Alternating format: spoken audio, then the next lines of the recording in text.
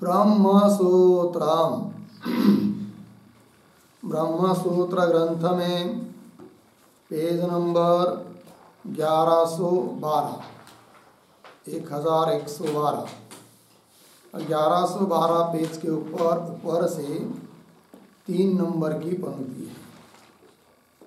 सर्वापेक्षा च यज्ञादिश्रुतेरश्ववत् इति अतः आरभ्य उच्चावचम विद्यासाधनम अवधारितम। ठीक है, आइए भाई, तो बात यह चल रही है कि तृतीय अध्याय चतुर्थ पाद और तृतीय अध्याय के चतुर्थ पाद का यह 16 नंबर का अधिकरण है और इस अधिकरण का नाम है ऐहिकाधिकरणम। ठीक, और इस अधिकरण का विचार विषय बताया था कि श्रवणादि साधनों से उत्पन्न होने वाली ब्रह्म विद्या, अर्थात श्रवणादि साधनों का अनुष्ठान करने के बाद जो ब्रह्म विद्या उत्पन्न होती है वो क्या इसी जन्म में उत्पन्न होती है या अन्य जन्म में उत्पन्न होती है, ऐसा संशय हुआ। तब पूर्व पक्षी अपनी बात बताएगा पहले, फिर उसके बाद सिद्धांति उसका खंडन करेंगे। आइए, कल हम लोगों ने अधिकरणों के 6 अंग और अधिकरण सार का विचार किया था। अब ये भाष्य पंक्ति चालू हो रही है, तो पंक्ति देखिए। सर्वापेक्षा च इत्यादि जो पंक्ति उसके ऊपर लिखिए विचार विषय। विचार विषय, ठीक। और उसके पूर्व में एक वाक्य लिख लेते हैं अवतरण के रूप में। लिखेंगे संन्यासादि बाल्यान्तम, संन्यासादि बाल्यान्तम साधन जातम उक्त्वा, साधन जातम उक्त्वा तत्साध्य विद्या जन्म विचार्यते, तत्साध्य विद्या जन्म विचार्यते इति संगतिम वदन्, इति संगतिम वदन् साधनस्य द्वेधा फल संभवात्, साधनस्य द्विधा फल संभवात् संशयम आह, संशयम आह सर्वा इति। ठीक है, देखो भाई अर्थ। तो संन्यासादि वाह से लेकर बाल्य तक साधन समूह को बताया अभी तक। अब उसका साध्य जो विद्या की उत्पत्ति है उसका विचार किया जाता है। इस प्रकार की हेतुमत भाव संगति बताते हुए संशय निर्माण हो रहा है। अब क्यों? साधनस्य द्वेधा फल संभवात्, साधनों का फल 2 प्रकार से हो सकता है। कुछ साधन तुरंत फल देते हैं और कुछ साधन ऐसे होते यज्ञादि जैसे कि अनंतर फल देते हैं। तो 2 प्रकार का फल साधनों का होने के कारण संशय हो रहा है। तो क्या इस अधिकरण का विषय है, संशय क्या बनता है, वो सब बात यहाँ पर दी जा रही है।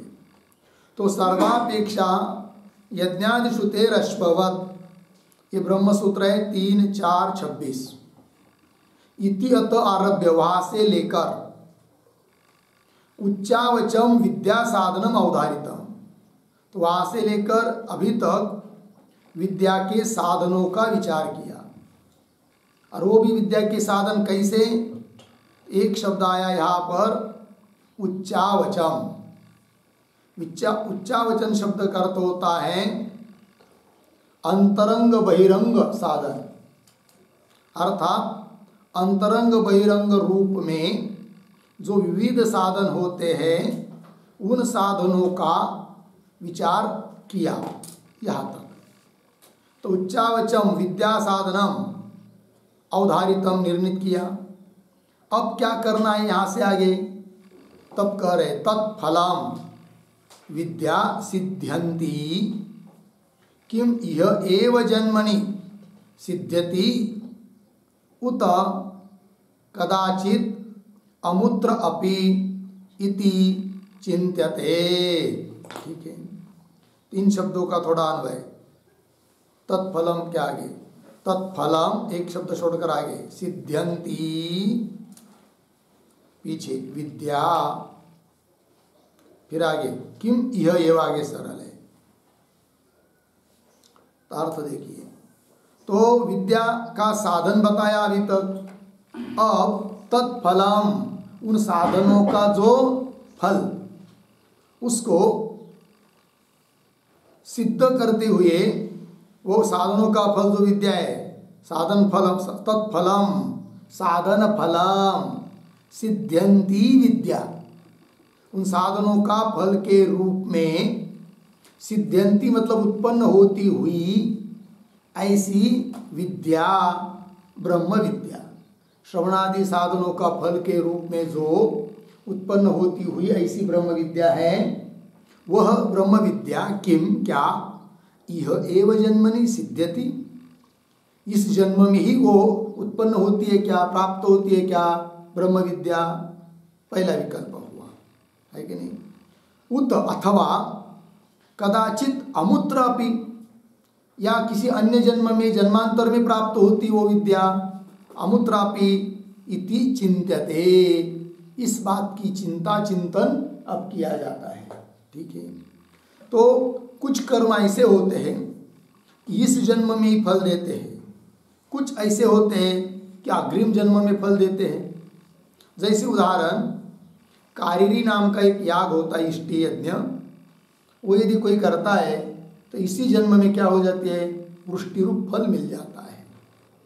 और दर्श पूर्णमास याग किंवा चित्रा याग कि जिसका फल पशुआदि की संपत्ति प्राप्ति है, इस प्रकार के कुछ याग होते हैं कि जिनका फल अन्य जन्मों में मिलता है। उस प्रकार यहाँ पर भी विचार किया जाएगा कि श्रवणादि साधनों का फल जो ब्रह्म विद्या, वह क्या इस जन्म में ही होगी या अन्य जन्म में, वही लिखा है यह एव जन्मनि सिद्ध्यति उत कदाचित अमुत्र, अमुत्र मतलब जन्मांतर में, अन्य जन्मों में, अग्रिम जन्म में उत्पन्न होती है इति चिंत्यते। ठीक, ये संशय हुआ। अब किम तावत प्राप्तम, इन 2 विकल्पों में से कौन सा विकल्प प्राप्त होता है। तब पूर्व पक्ष अपनी बात बताने के लिए आ रहा है। इह एव इति, ये जो पंक्ति है इह एव, उसके ऊपर लिखिए पूर्व पक्ष। पूर्व पक्ष अपनी बात बताना चालू कर रहा है। ठीक है, और यह इत्यादि पंक्ति के पूर्व में एक वाक्य, कारिरी इष्टिवत, कारिरी इष्टिवत ऐहिक फलत्व नियमः, ऐहिक फलत्व नियमः श्रवणादिना इति पूर्वपक्षम आह, श्रवणादिना इति पूर्वपक्षम आह इह इति। ठीक, अर्थ देखो भाई, कारिरी इष्टिवत दृष्टांत है। कारिरी याग जैसा दुष्ट फल वाला होता है, उस प्रकार श्रवणादिना, श्रवणादीनाम ऐसा लिखिए, श्रवणादीना है ना, श्रवणादीनाम, श्रवणादिको का क्या अन्वय, ऐहिक फलत्व नियम, उस शब्द को पीछे लेते हैं। श्रवणादिको का ऐहिक फल ही होता है, इस लोक में फल प्राप्त होता है, ऐसा नियम करते हैं। ऐसा बोल रहा है पूर्व पक्षी। आइए भाष्य पंक्ति में, यह एव इति, आगे किम कारणम, क्या कारण, तब आगे कह रहे हैं श्रवणादि पूर्विका ही विद्या, कैसा पढ़ेंगे, ही विद्या श्रवणादि पूर्विका, क्योंकि ब्रह्म विद्या जो है वह श्रवणादि पूर्वक ही होती है। पीछे पंक्ति में आया किम कारणम, तो प्रश्न किया गया, तब कह रहे कारण क्या है करके। ये जो पंक्ति चालू हुई श्रवणादि पूर्विका, उसके भी पूर्व में एक छोटा वाक्य, तत्र कारणम आह,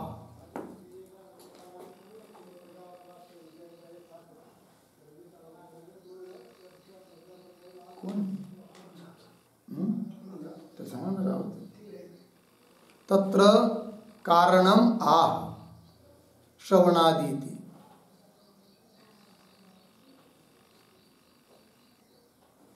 तो पूर्व पक्ष ने कहा इस जन्म में ही विद्या प्राप्त होती है। क्यों, कारण क्या, श्रवणादि पूर्विका, श्रवणादि उसके साधन है और वो इस जन्म में किए जा रहे हैं, तो उसका फल फिर इसी जन्म में होना चाहिए। ठीक है ना, श्रवण वेदांत आदि का श्रवण, उपनिषदों का श्रवण। आगे चलिए, और उसको इस उपपन्न कर रहा है पूर्व पक्षी, न च कश्चित अमूत्र में विद्या जायताम इत्यभिसंधाय श्रवणादिषु प्रवर्तते। ठीक, शब्दों का थोड़ा है, बीच में आया है में, पीछे अमूत्र, आगे विद्या जायताम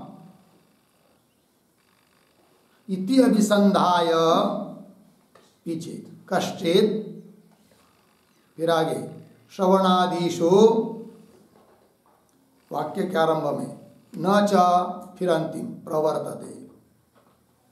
पूर्व पक्षी बोल रहा है कि कोई भी ऐसा व्यक्ति नहीं है कि जो श्रवणादि में प्रवृत्त हो रहा है, किंतु इस भावना से क्या कि मुझे अमूत्र, अमूत्र मतलब अगले जन्मों में, जन्मांतरों में विद्या, ब्रह्म विद्या प्राप्त हो जाए, इस प्रकार का चिंतन करके, विचार करके कोई भी श्रवणादि में प्रवृत्त नहीं होता है।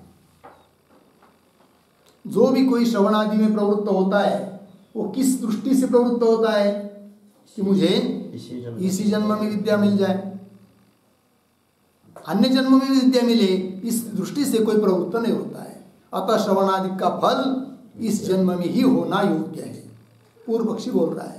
वही लिखा अन्वय के अनुसार, में अमूत्र, अमूत्र मतलब अन्य जन्मों में, जन्मांतरों में, विद्या जायता, विद्या उत्पन्न होवे, इति अभिसंधाय, अभिसंधाय शब्द का अर्थ चिंतित्वा, इस प्रकार का चिंतन करके, विचार करके, कश्चित कोई भी श्रवणादिशो न प्रवर्तते, प्रवृत्त नहीं होता है।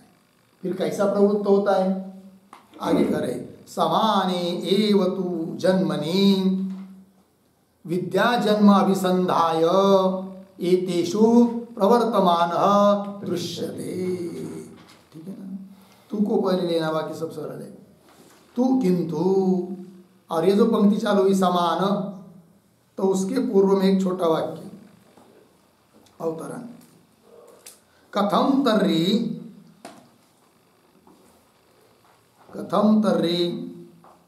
श्रवणादिषु प्रवृत्ति, श्रवणादिशो प्रवृत्ति इति आशंक्य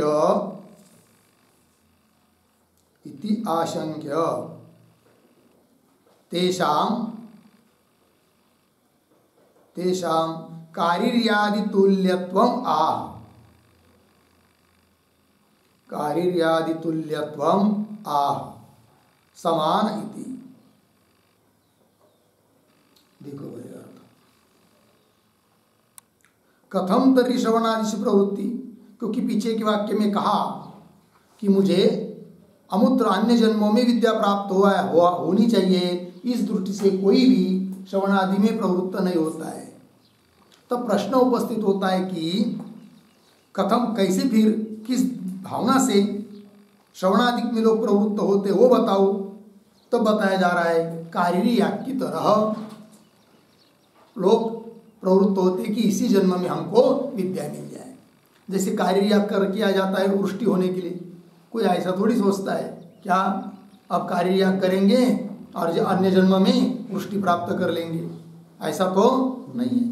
हाँ, तो वही करे तू किंतु समाने एव जन्मनि, समाने एव जन्मनि इसका अर्थ लिखिए अस्मिन एव जन्मनि, अस्मिन एव जन्मनि इसी जन्म में।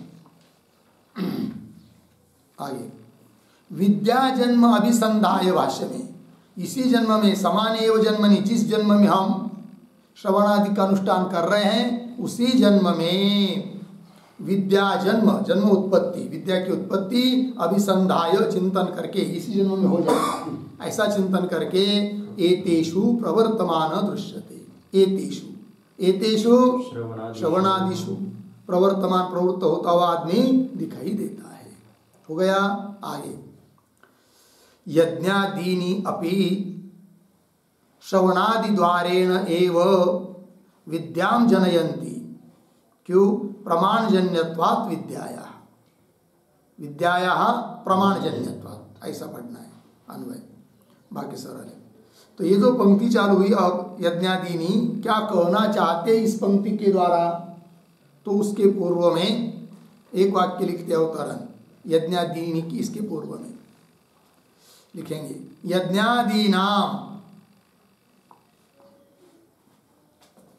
यज्ञादीनाम जन्मांतरीय फलानाम,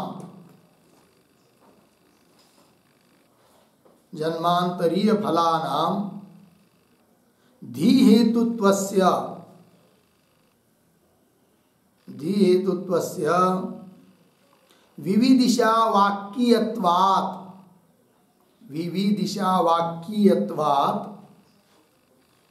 वाक्यत्वात् कौंस में लिखेंगे उद्धरण चिन्ह में तमेव वेदानुवचनेन, तमेव वेदानुवचनेन ब्राह्मणा विविदिशन्ति, उद्धरण चिन्ह बंद कौंस बंद। आगे जन्मांतरे धी जन्म, जन्मांतरे धी जन्म इति आशंक्य आह, इति आशंक्य आह यज्ञादीनि इति। ठीक, आइए तो यज्ञादीनि इत्यादि भाष्य पंक्ति के द्वारा पूर्व पक्षी के द्वारा उत्तर दिया जा रहा है, लेकिन किस आशंका का, वह आशंका आपको लिख के दिया अवतरण के रूप में।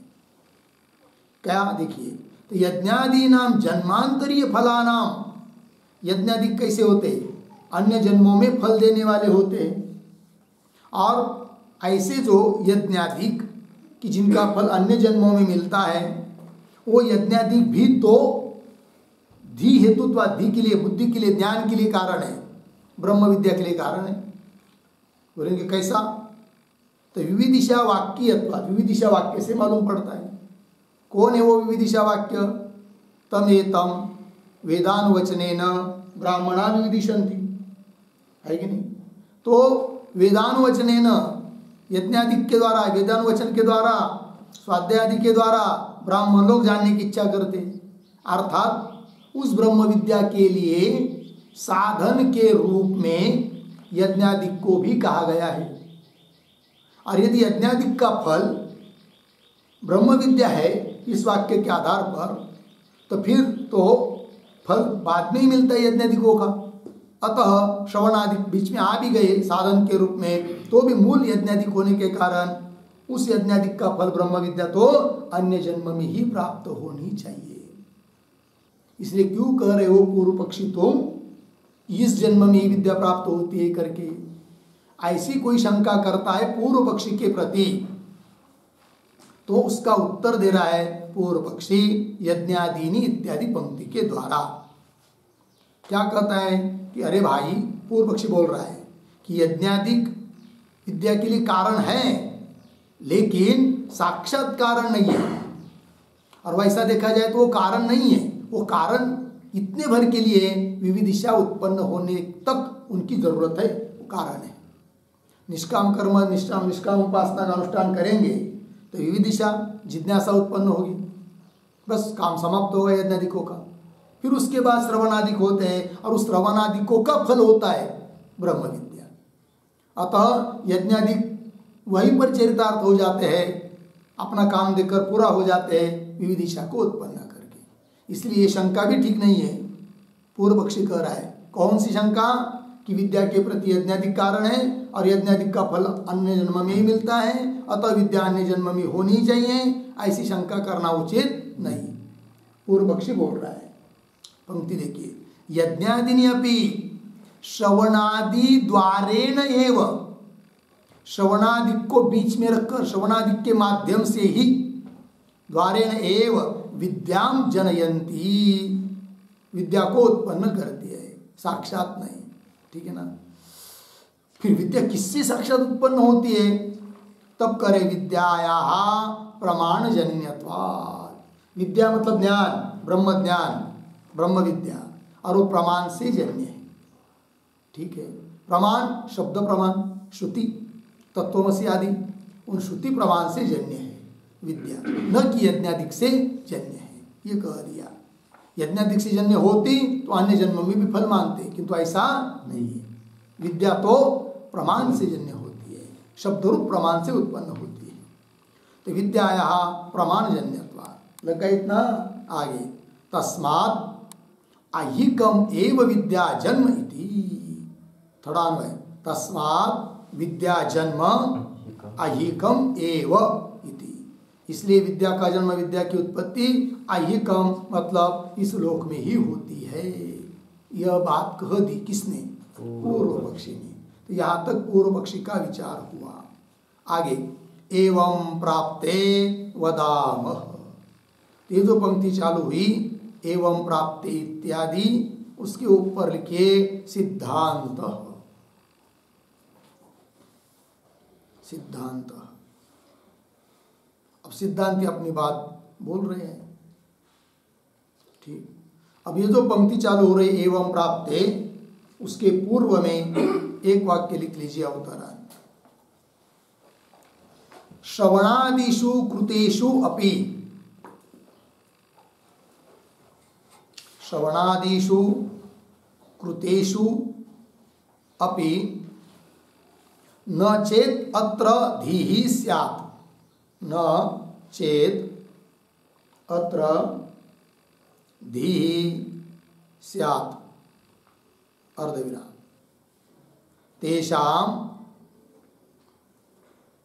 तेषाम अतत् उपायता एव, तेषाम अतत् उपायता एव इति प्राप्तम अनुद्य, इति प्राप्तम अनुद्य चित्रायागवत्, चित्रायागवत् अनियत फलम धी साधनम, अनियत फलम धी साधनम इति सिद्धांतम आह, इति सिद्धांतम आह, एवं इति, एवं इति। हो गया? देखो भाई अर्थ। तो श्रवणादिषु कृतेषु अपि, श्रवणादिकों का अनुष्ठान करने पर भी न चेत अत्र धीहि स्यात्, धी मतलब ज्ञान, अत्र मतलब इस जन्म में, इस जन्म में यदि ज्ञान नहीं होता है तो तेषाम अतत् उपायता, तेषाम श्रवणादीनाम अतत् उपायता, श्रवणादि फिर उस विद्या के उपाय है नहीं, ऐसा पूर्व पक्षी का अभिप्राय निकला। तो इस प्रकार का जो पूर्व पक्षी का अभिप्राय है उसका अनुवाद करके फिर सिद्धांती कह रहे कि चित्रायागवत, चित्रा नाम का एक याग है जिसका फल पशु की प्राप्ति आदि है, जो कि अन्य जन्म में मिलती है। तो चित्रा यागवत अनियत फल धी साधनम, धी ज्ञान, उसका साधन श्रवण आदि वो कैसे है? अनियत फल वाले है। अनियत फल वाले मतलब कभी फल मिलेगा कभी नहीं, ऐसे अर्थ नहीं। अनियत फल का मतलब होता है हो सकता है इस जन्म में फल मिले, हो सकता है अन्य जन्म में मिले, ऐसा। अनियत फलम धी साधनम इति सिद्धांतम, ये जो सिद्धांत है उसको बता रहे हैं एवं इत्यादि पंक्ति के द्वारा। तो पंक्ति आई एवं प्राप्ते वदामः। ठीक, आइए अब सूत्र के माध्यम से उत्तर देना है। अतः पहले सूत्र का उच्चारण और अर्थ देख लेते हैं। तो सूत्र है ऐहिकमप्य प्रस्तुत प्रतिबंधे तद्दर्शनात्, ऐहिकमप्य प्रस्तुत प्रतिबंधे तद्दर्शनात्। ठीक है, आइए लिखते हैं सूत्र का अर्थ। तो सूत्रावतरणम, सूत्रावतरणम बराबर बाल्यान्तम, बाल्यान्तम उच्चावचम, उच्चावचम कौंस में लिखिए नानाविधम, नानाविधम कौंस बन। आगे विद्या हेतुम उक्त्वा, विद्या हेतुम उक्त्वा तत्फल विद्या जन्म कालम, तत्फल विद्या जन्म कालम निरूपयति, निरूपयति ऐहिकम इति, ऐहिकम इति पूर्ण विराम। फिर नीचे के पंक्ति में सूत्रम ऐहिकमप्य प्रस्तुत प्रतिबंधे तद्दर्शनात् 3-4-51 पदच्छेद ऐहिकम अपि अप्रस्तुत प्रतिबंधे तद्दर्शनात्। फिर नीचे के पंक्ति में पदार्थोक्ति, प्रतीक है अप्रस्तुत प्रतिबंधे,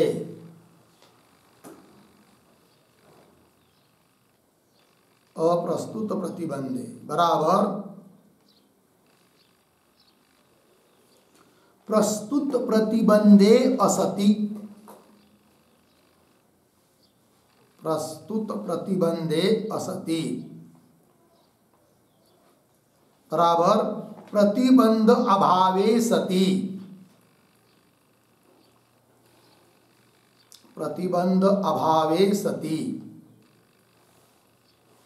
कौंस में लिखिए प्रस्तुत श्रवणादिकों के लिए, प्रस्तुत श्रवणादिकों के लिए कोई प्रतिबंध न होने पर, कोई प्रतिबंध न होने पर उससे, उससे आगे की तरफ बांध देकर कौंस बांध। आगे प्रतीक ऐहिकम अपि, ऐहिकम अपि बराबर सांप्रतिकम अपि, सांप्रतिकम अपि विद्या जन्म भवति एव, विद्या जन्म भवति एव अर्धविराम।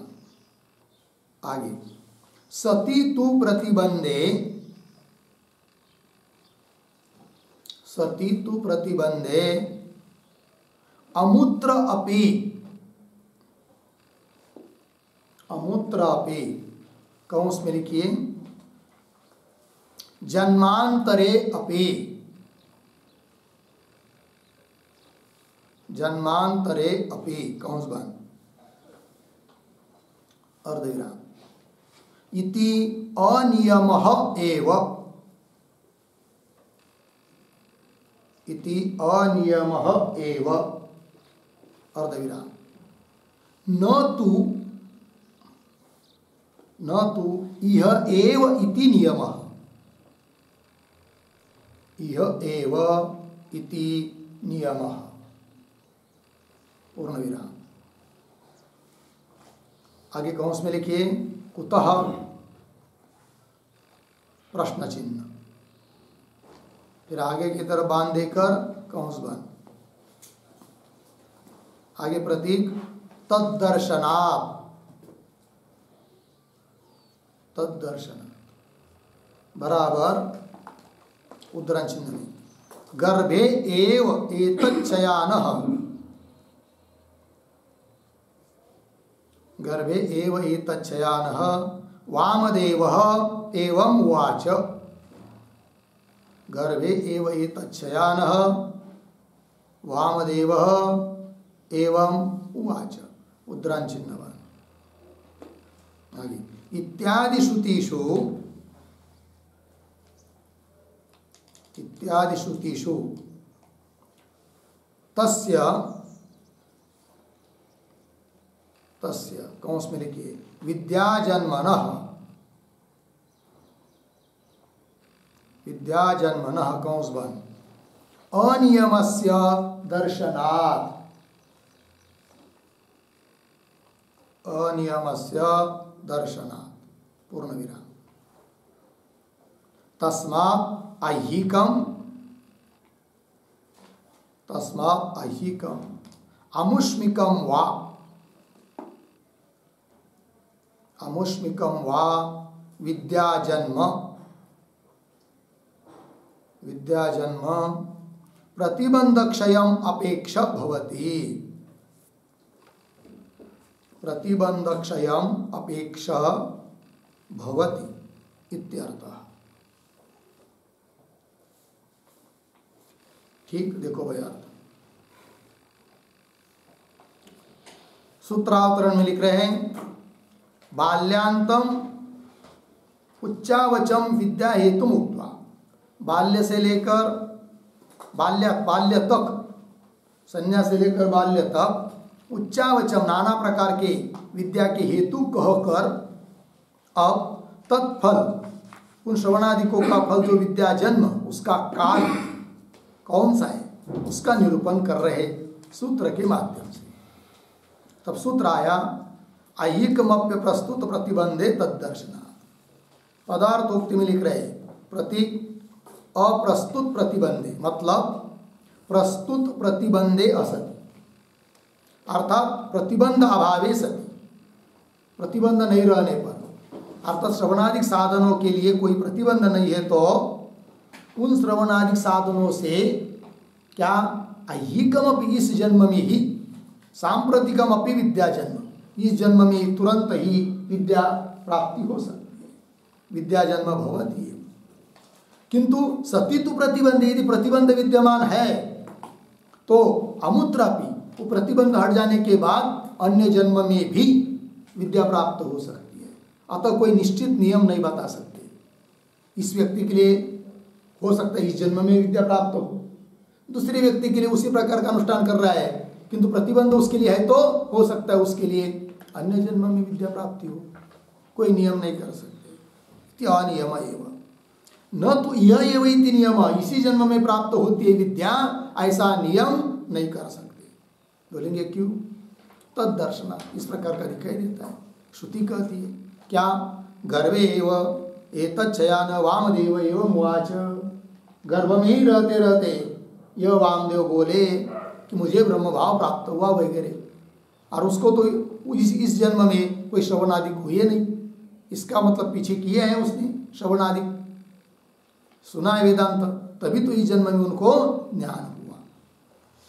इत्यादि श्रुतिषु तस्य विद्या जन्मन अनियमस्य दर्शनात्, तस्मात् कुल मिलाकर सिद्धांत हुआ कि ऐहिकम अमुष्मिकम वा विद्या जन्म प्रतिबंध क्षयम अपेक्षा भवति, प्रतिबंध के क्षय की अपेक्षा करता हुआ विद्या का जन्म हो सकता है इस जन्म में हो, चाहे अन्य जन्म में विद्या की प्राप्ति हो। जब जैसे ही प्रतिबंध हट जाएगा श्रवण आदि का अनुष्ठान करने पर विद्या की उत्पत्ति हो जाएगी। ठीक है, आइए भाई आगे भाष्य में। एवं प्राप्ते वदामः, इस प्रकार से पूर्व पक्षी प्राप्त होने पर अब हम बोलते हैं, सिद्धांति कह रहे हैं आगे। ऐहिकम विद्या जन्म भवति असति प्रस्तुत प्रतिबंधे इति। थोड़ा अन्वय, प्रस्तुत प्रतिबंधे पीछे, असति और पीछे ऐहिकम विद्या जन्म भवति। प्रस्तुत साधनों के लिए कोई प्रतिबंध नहीं है तो ऐहिकम इसी जन्म में विद्या जन्म भवति होता है। लग गया? आगे चलिए। एतत् उक्तम भवति। एतत् उक्तम भवति मतलब यह अभिप्राय सूत्रकार का निकलता है। क्या? वो दे रहे हैं।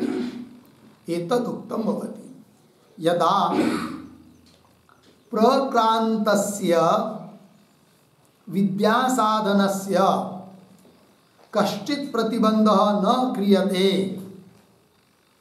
उपस्थित विपाकेन कर्मांतरेण अर्धविराम तदा इह एव विद्या उत्पद्यते अर्धविराम।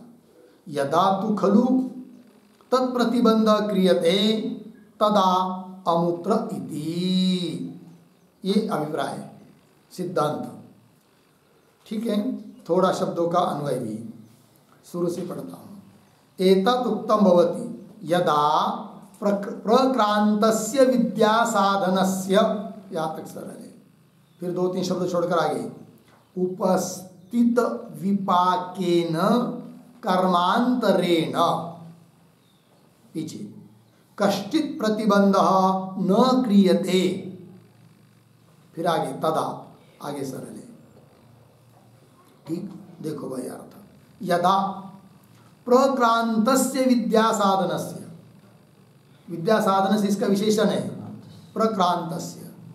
प्रक्रांतस्य शब्द का अर्थ लिखिए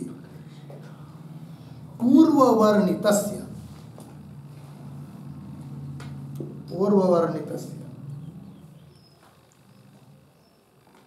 ठीक है, जिसका वर्णन पीछे किया है। ऐसे जो विद्या साधन, प्रक्रांतस्य विद्या साधनस्य श्रवणादिक विद्या साधन, क्या?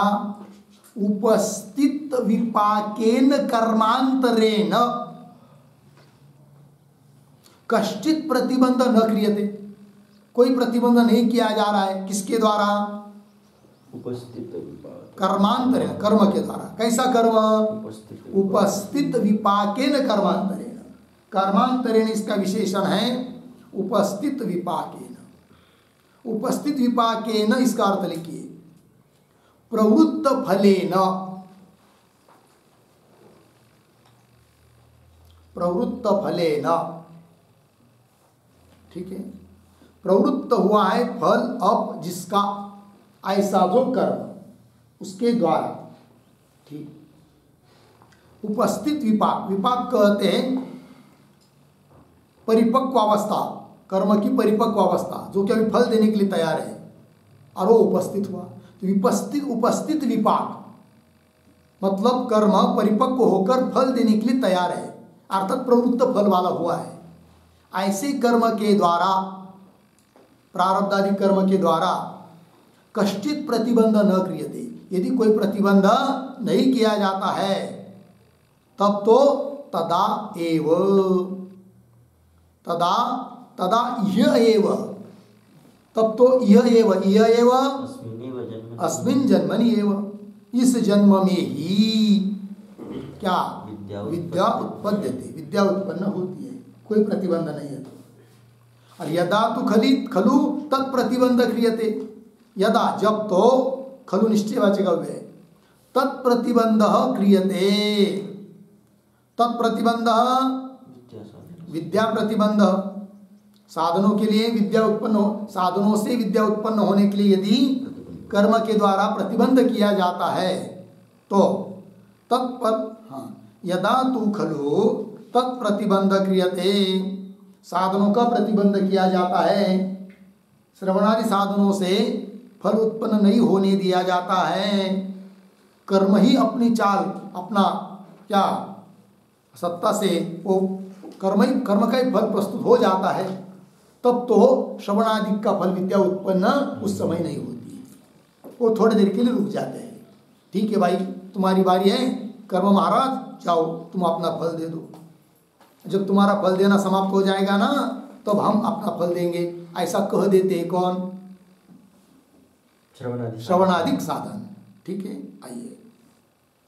यदा तु खलु तत्प्रतिबंध क्रियते, ठीक है ना, तदा अमूत्र, उस ऐसे स्थिति में अमूत्र मतलब अन्य जन्म में श्रवणादि का फल विद्या की प्राप्ति हो जाती है, ये इसका अर्थ निकला। ठीक है, आइए। तो ये जो पंक्ति पढ़ी हम लोगों ने, एतद उक्तम भवति, यहाँ से अमूत्र इति यहाँ तक, तो उसके आधार पर एक थोड़ी टिप्पणी लिखते हैं, लिखेंगे। कृतेषु अपि श्रवणादिषु, कृतेषु अपि श्रवणादिषु अत्र विद्या अनुदये, अत्र विद्या अनुदये कारिर्यादौ इव, कारिर्यादौ इव प्रतिबंधः वा, प्रतिबंधः वा पौष्कल्याभावः वा, पौष्कल्याभावः वा तेषां कल्पनीयः, तेषां कल्पनीयः, अर्धविराम। प्रतिबंधहीना ही, प्रतिबंधहीना ही सामग्री, सामग्री कार्य हेतु भवति, कार्य हेतु भवति, पूर्णविराम। न च एतावता, न च एतावता तद्धेतुत्वहानि, तद्धेतुत्वहानि इत्यर्थः। ठीक है, देखो भाई अर्थ। कृतेषु अपि श्रवणादिषु, श्रवणादि कर लेने पर भी विद्या अनुदय, यदि विद्या उत्पन्न नहीं हो रही है तो समझ लेना चाहिए, एक तो प्रतिबंध है, नहीं तो पौष्कल्य का अभाव है। जितनी प्रमाण में श्रवण मनन आदि करने चाहिए उतने हिसाब से नहीं किए गए, अतः विद्या उत्पन्न नहीं हो रही। एक, नहीं तो प्रतिबंध बैठा है। दो बात उदाहरण दिया, कार्यर्यादव, किसी ने कार्यर्याग किया। अब कार्यर्याग का फल क्या है? वर्षा होना, वृष्टि, औस है ना, वृष्टि होना, किंतु वृष्टि नहीं हो रही है, समझ लेना चाहिए कोई तो प्रतिबंध है। पहली बात, क्यों? प्रतिबंध नहीं है, किंतु जितनी मात्रा में वो याग करना चाहिए उस हिसाब से नहीं किया गया, अतः करने पर भी वृष्टि नहीं हो रही है। उस प्रकार प्रतिबंध वा पौष्कल्याभाव अभाव वा तेषां कल्पनीय। क्यों? कोई भी सामग्री तब फल देती है जब उसके लिए कोई प्रतिबंध नहीं रहता है। प्रतिबंधहीना ही सामग्री कार्य हेतु भवति। ऐसी ही सामग्री कार्य करने के लिए समर्थ होती है जिसके लिए कोई प्रतिबंध नहीं है। ठीक है, भोजन तृप्ति के लिए कारण है, बात सही है, बराबर। किंतु भोजन सामने रखा है और बाद में पता चला कि इसमें कुछ जहर विष मिला हुआ है, तो वो भोजन तृप्ति के लिए कारण होगा क्या? नहीं, प्रतिबंध आ गया, खाया नहीं, फिर प्रतिबंध होने से तृप्ति नहीं होगी। उस प्रकार प्रतिबंधहीना ही सामग्री कार्य हेतु भवति। न चेतावता मतलब श्रवणादि किए और विद्या उत्पन्न नहीं हो रही है, इसका मतलब ये नहीं हो सकता कि श्रवणादिक विद्या के लिए कारण नहीं है। कारण तो है, लेकिन क्यों फल नहीं मिल रहा है? प्रतिबंध के कारण, या उतनी मात्रा में नहीं हो रहा है आपसे साधना, यह अर्थ निकलता है। वही कह रहे, न च एतावता, च एतावता तद हेतुत्व हानि ही न, उसकी कारणता नष्ट नहीं होती है। हो गया, आइए आगे। आगे भाष्य में उपस्थित विपाकत्वं च कर्मणः देश काल निमित्त उपनिपातात् भवति। ठीक है, आइए थोड़ा शब्दों का अन्वय करते हैं। च कर्मणः, पीछे उपस्थित विपाकत्वम, आगे देश काल उपनिपातात् भवति। ठीक है, क्या कहना है इस पंक्ति में? तो इस पंक्ति का अर्थ समझने के पहले उसके पूर्व में एक वाक्य लिखते हैं उत्तरण। ननु प्रारब्ध कर्म विशेषेण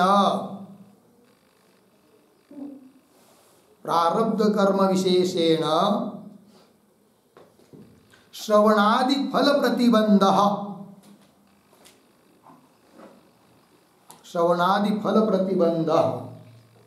किम इति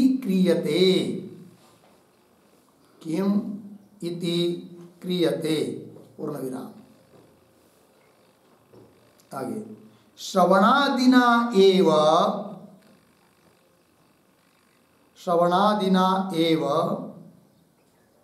कर्म विपाक प्रतिबंध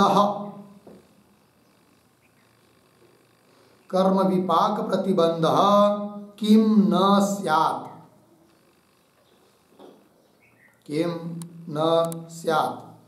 इति अतः आह उपस्थित इति। ठीक है, देखो भाई अर्थ। ननु प्रारब्ध कर्म विशेषेण श्रवणादि फल प्रतिबंध किमिति क्रियते। पूर्व पक्षी बोल रहा है कि प्रारब्ध कर्म विशेष के द्वारा श्रवणादि फल, श्रवणादिकों का फल जो विद्या, उसका प्रतिबंध हो रहा है। क्यों? उसका उल्टा मानो। कैसा? श्रवणादिना एव कर्म विपाक प्रतिबंध किम न स्यात्। श्रवणादि कर रहे हो ना, उसके द्वारा उसका प्रतिबंध मानो। किसका? कर्म विपाक। कर्म जो फल देने के लिए प्रवृत्त हुआ है, उसका प्रतिबंध होगा, वो रुक गया, ऐसा मानो। है कि नहीं? किसके द्वारा? श्रवणादि के द्वारा। ये कह रहा है पूर्व पक्षी। तो उसका उत्तर दे रहे भाष्य में। पंक्ति देखिए भाई, अन्वय के अनुसार। च कर्मणः उपस्थि विपाकत्वम, उपस्थि विपाकत्वम का अर्थ लिखिए फल प्रदाने प्रवृत्तत्वम, फल प्रदाने प्रवृत्तत्वम।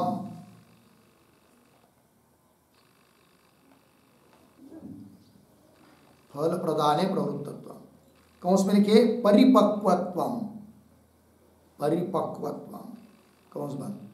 अर्थ देखिए और कर्मणः उपस्थित विपाकत्वम, अर्थात फल देने के लिए जो प्रवृत्त होता है कर्म, अर्थात परिपक्व होता है, फल देने के लिए तैयार हो जाता है। कब? उसके लिए जरूर कोई न कोई देश काल निमित्त की अपेक्षा होती है। ठीक, तो कर्मणः उपस्थित विपाकत्वम च देश काल निमित्त उपनिपातात् भवति। उपनिपातात् इसका अर्थ देखिए प्राप्तत्वात्।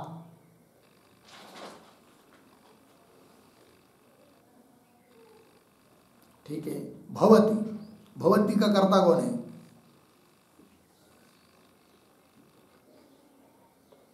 इसी वाक्य में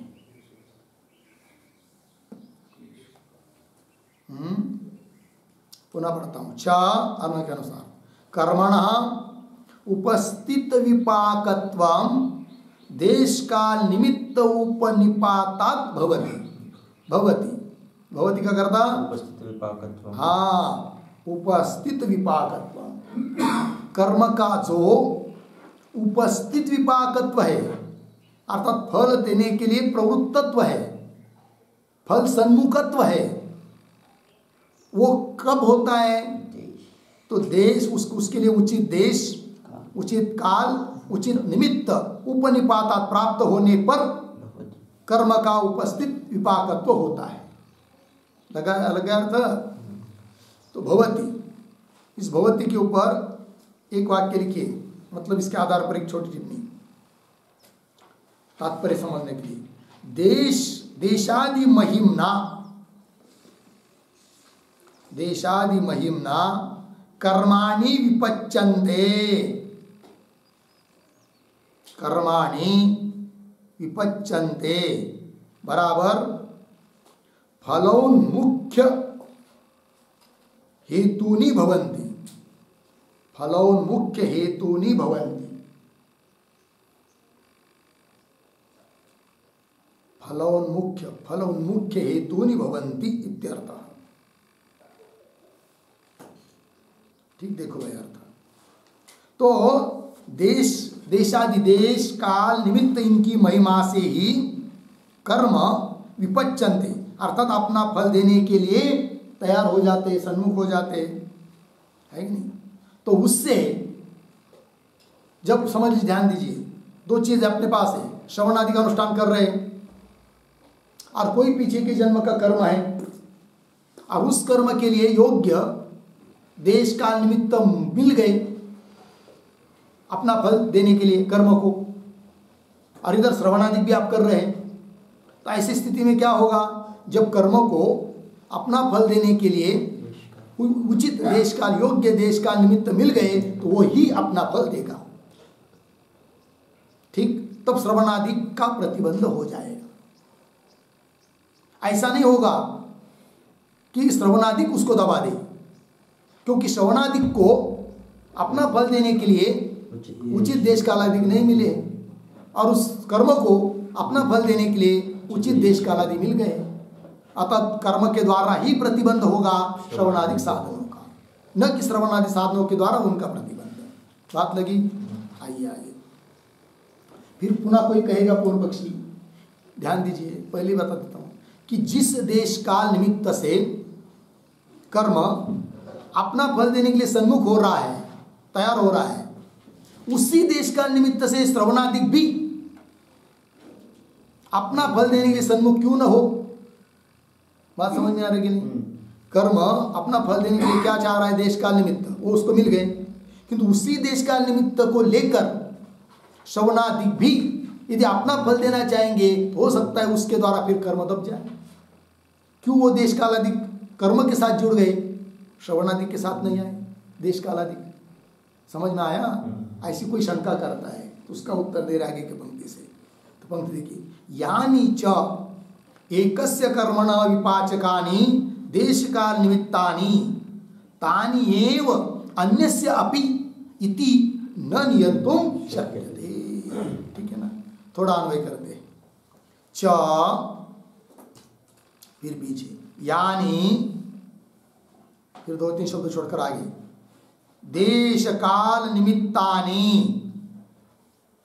पीछे एकस्य कर्मणः विपाचकानि, एकस्य कर्मणः विपाचकानि, फिर आगे तानि एव, आगे सरल है। ठीक है? और ये जो पंक्ति चालू हुई ना, यानी के पूर्व में एक वाक्य लिखिया उदाहरण के रूप में, तेन देशादि महिम्ना, तेन देशादि महिम्ना श्रवणादिकम एव, श्रवणादिकम एव किम इति न विपच्यते, न विपच्यते अर्धविराम तत्र आह यानी इति, यानी इति। ठीक है? देखो भाई अर्थ।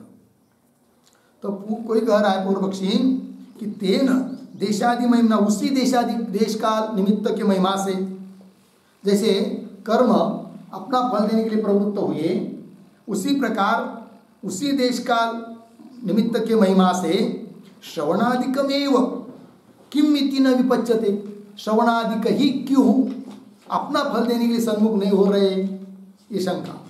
विपच्यते तत्र आह, उसका उत्तर दे रहे हैं यानी इत्यादि पंक्ति के द्वारा। ठीक है, देखो भाई अन्वय के अनुसार च यानी देश काल निमित्तानि, जो देश काल निमित्त क्या एकस्य कर्मण विपाचकानि, एक कर्म के लिए विपाचकानि, विपाचकानि विपाचकानि का अर्थ लिखे पक्वता संपादकानि, पक्वता संपादकानि। पक्वता मतलब फलोन्मुखता, पक्वता मतलब फलोन्मुखता। ठीक है,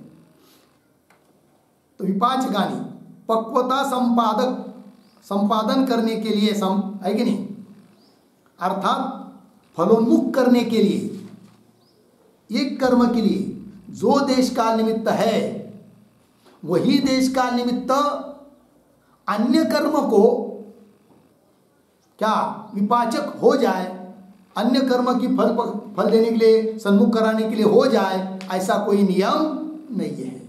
पंक्ति देखिए च यानि देश काल निमित्तानि एकस्य कर्मण विपाचकानि, है कि नहीं।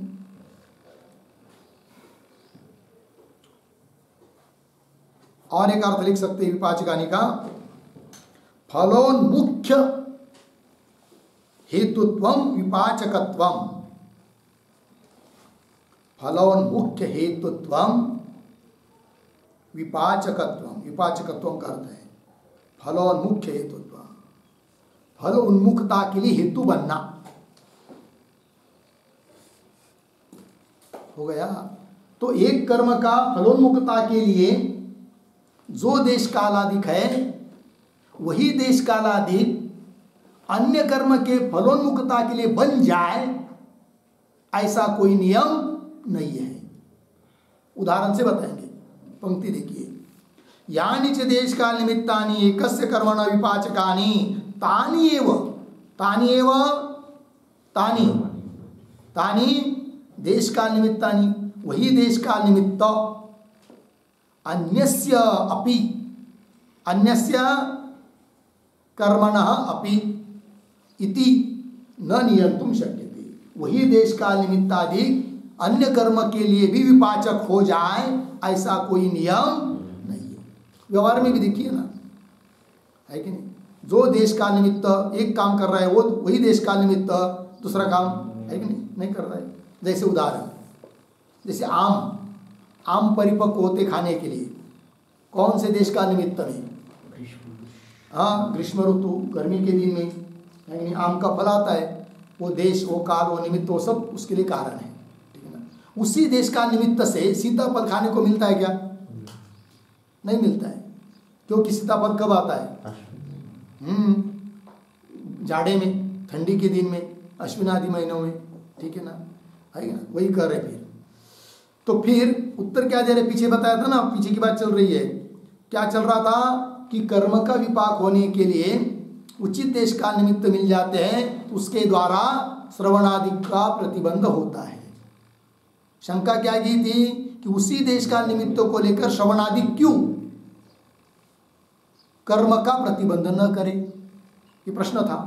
उत्तर दिया नहीं भाई, तो जो जिस देश काल निमित्त से कर्म अपना फल देने के लिए सन्मुख हुए है, जरूरत नहीं है कि उसी देश काल निमित्त से श्रवणादि भी अपना फल देने के लिए सन्मुख हो जाए। बात लगी? चलिए फिर आगे कारण भी दे रहे, यतः विरुद्ध फलानि अपि कर्माणि भवन्ति। कर्म कैसे? विरुद्ध फल वाले, श्रवणादि का फल और कर्म का फल एक ही थोड़ी है, भिन्न भिन्न फल है। अतः जो देश काल निमित्त कर्म के लिए वही देश काल निमित्त श्रवणादि के लिए नहीं हो सकता। ठीक है ना, कैसे? ये जो पंक्ति यतः इत्यादि, उसके पर एक वाक्य लिखेंगे तो बात स्पष्ट हो जाती है। तो लिखेंगे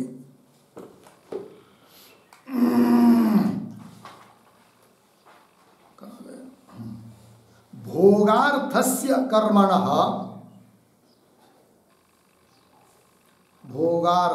कर्मणः ज्ञानार्थस्य च श्रवणादेः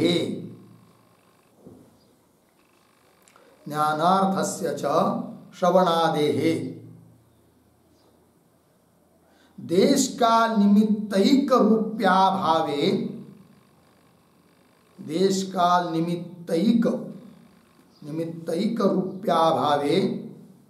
रूप्याभावे हेतुम आह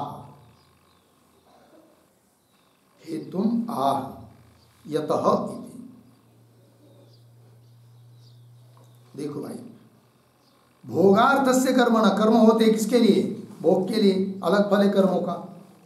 और ज्ञानार्थ है कौन? श्रवणादिक। श्रवणादिक का फल अलग है, ज्ञानादिक। अतः दोनों के लिए एक ही देश का निमित्त नहीं हो सकती, क्योंकि उनका फल अलग अलग है। तो भोगार्थस्य कर्मण ज्ञानार्थस्य च श्रवणादेः देश काल निमित्तैक्य, मतलब देश काल निमित्त की एकता, ऐक्य रूप्यता, एकता का अभाव है कि नहीं? अभाव है। क्यों अभाव है? एक रूप, एक ही देश काल उसके लिए भी, वही देश काल इसके लिए भी, श्रवण के लिए भी, क्यों नहीं? क्या कारण? कारण बता रही है। तब क्या? विरुद्ध फलानि अपि कर्माणि भवन्ति। ये सब कैसे? विरुद्ध फल वाले, अर्थात जो देश काल इसके लिए वो देश काल उसके लिए नहीं हो सकता। ये बात हो गई। आगे चलिए। शास्त्रम अपि अस्य कर्मणः इदं फलं भवति इति एतावति पर्यवसितम्। अर्धविराम। न देश काल निमित्त विशेषम अपि संकीर्तयति। ठीक है। अब कौन बात बताई जा रही है? ये तो पंक्ति चालू हुई शास्त्रम अपि, तो उसके पूर्व में एक वाक्य लिखी है अवतरण। ननु तर्हि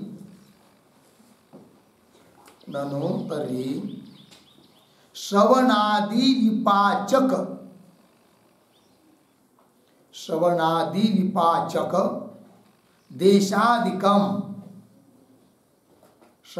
विपाचक देशादिकम कीदृशम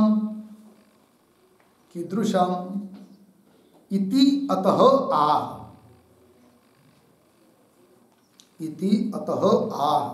शास्त्रम इति। पूर्ण विराम। आगे एक वाक्य, फल बलात् देशादि ज्ञानम इति भाव। फल बलात् देशादि ज्ञानम इति भाव।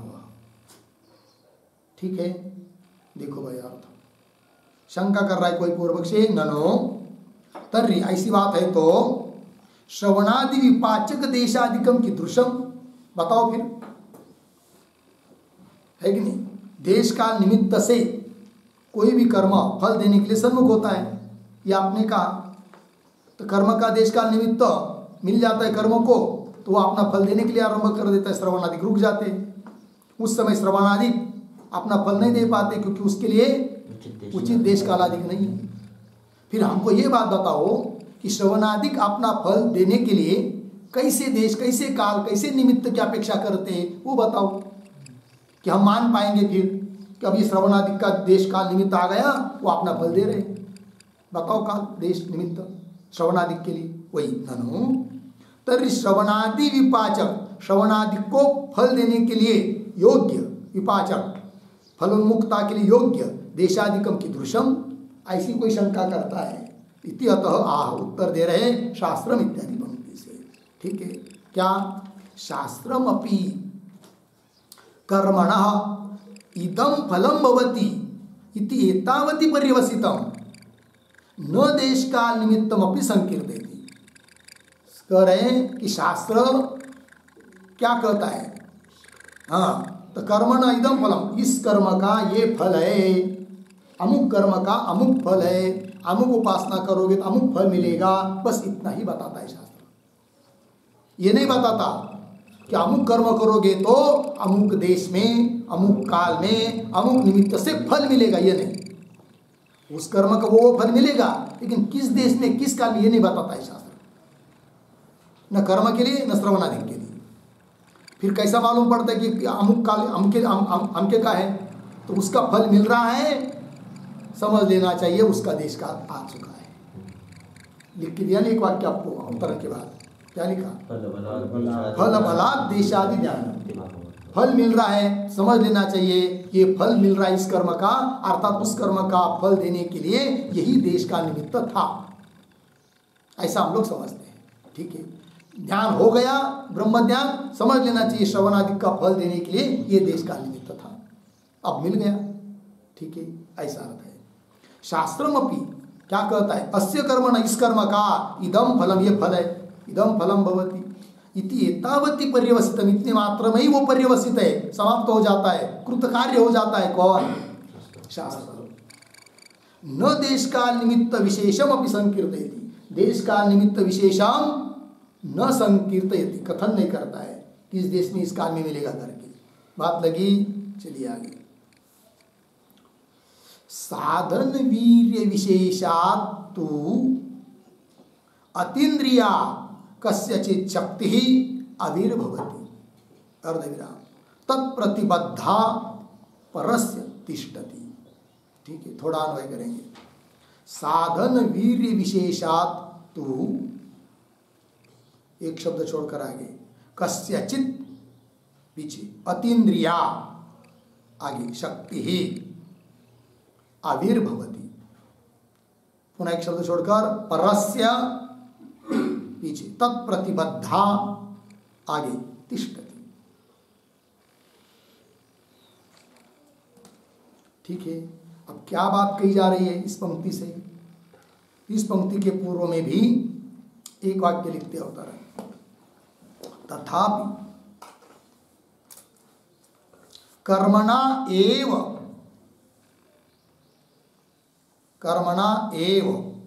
श्रवणादि प्रतिबंध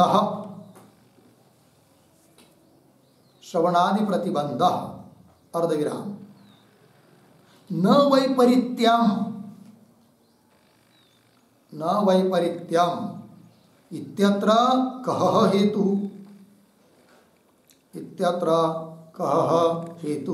अर्धविराम, तम आह साधन इति, पूर्ण विराम। आगे एक वाक्य लिखते हैं, प्रतिबंधकत्व शक्ति ही अपि, प्रतिबंधकत्व शक्ति ही अपि फल बलात् ज्ञातव्या, फल बलात् ज्ञातव्या इति भाव। ठीक है, देखो भैया अर्थ। तो अभी अभी पीछे के वाक्य में बता दिया, शास्त्र केवल कर्मों का फल बताता है, देश काल निमित्त का कथन नहीं करता है। तब कोई पुनः पूछेगा, ठीक है, तो भी तथापि कर्मणा एव श्रवणादि प्रतिबंध, कर्म के द्वारा ही श्रवणादि का प्रतिबंध होता है, न वैपरीत्यम, उसका उल्टा नहीं होता है। मतलब श्रवणादि के द्वारा कर्म का प्रतिबंध नहीं होता है, कर्म के द्वारा ही श्रवणादि का प्रतिबंध होता है। इसमें क्या कारण? क हेतु, तम आह, उस हेतु को बता रहे हैं। तो पंक्ति देखिए, और अन्वय के अनुसार, साधन वीर्य विशेषात्, वीर्य विशेषात्, इसका अर्थ लिखिए सामर्थ्य विशेषात्। वीर्य विशेषात् का मतलब सामर्थ्य विशेषात्, सामर्थ्य, साधन वीर्य विशेषात् मतलब साधन सामर्थ्य विशेषात्, उस साधन का अपना अपना जो सामर्थ्य है, उसके उस विशेषता से क्या होता है? कस्यचित् अतीन्द्रिया शक्ति आविर्भवति, कस्यचित् उसके माथे पर लिख के रखे कर्मणा, और अतीन्द्रिया इसके ऊपर लिखिए अपूर्वा, अपूर्वा। ठीक है, देखो भाई अर्थ आप। तो साधन वीर्य विशेषात्, उस साधन के सामर्थ्य के बल से किसी कर्म की, कस्यचित् किसी कर्म की क्या, अतीन्द्रिया शक्ति, अपूर्व ऐसी शक्ति आविर्भवति, अपूर्व ऐसी शक्ति, फल उसका आविर्भूत हो जाता है, प्रकट हो जाता है। साधन के महात्मा से, साधन की प्रबलता से। और परस्य, और दूसरे किसी कर्म का तो उसका साधन वो कमजोर है तो तत्प्रतिबद्धा तिष्ठति। तत्प्रतिबद्धा, प्रतिबद्ध मतलब कुंठित हो जाती है। कौन? शक्ति।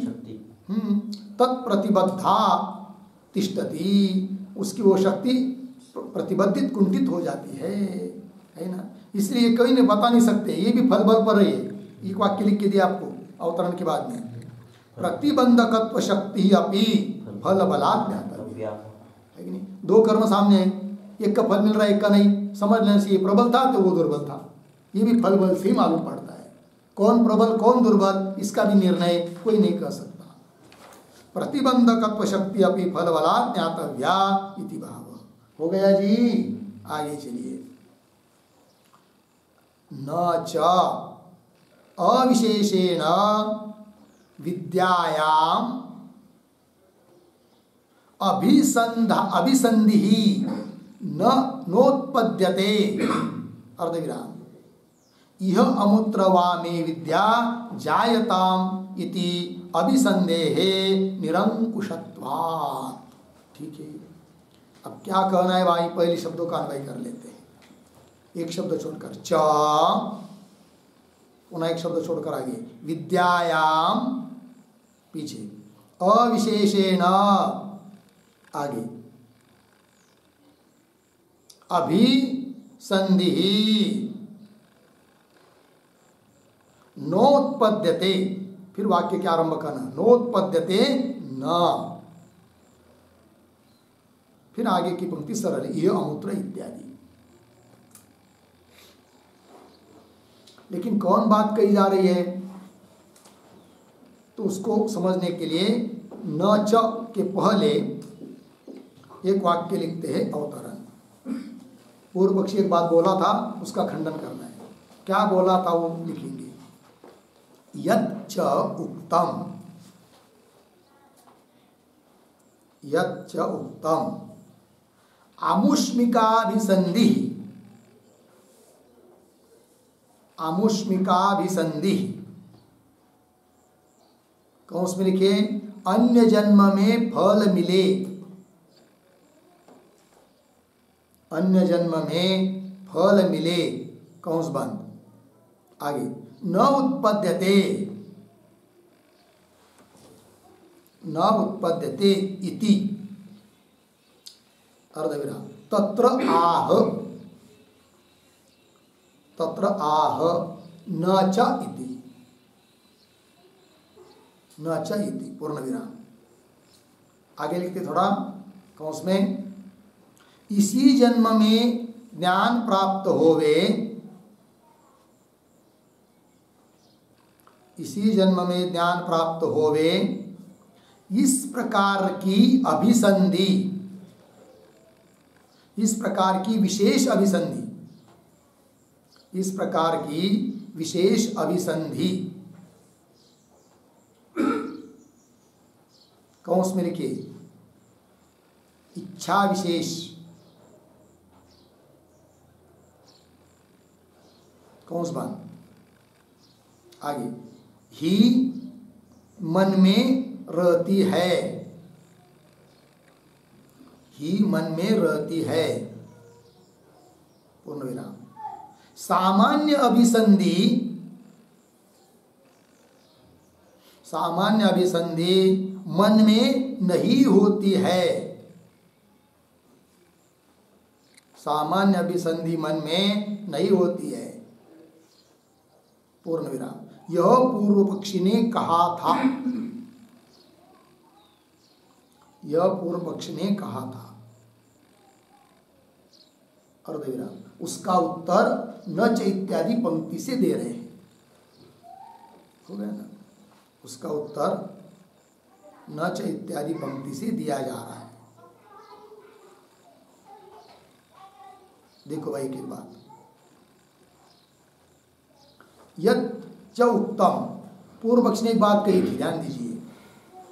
आमुष्मिक अभिसंधि न उत्पद्यते, मतलब कोई भी श्रवणादि में प्रवृत्त होता है तो अन्य जन्म में मुझे फल मिले, ऐसी इच्छा किसी के मन में नहीं होती है।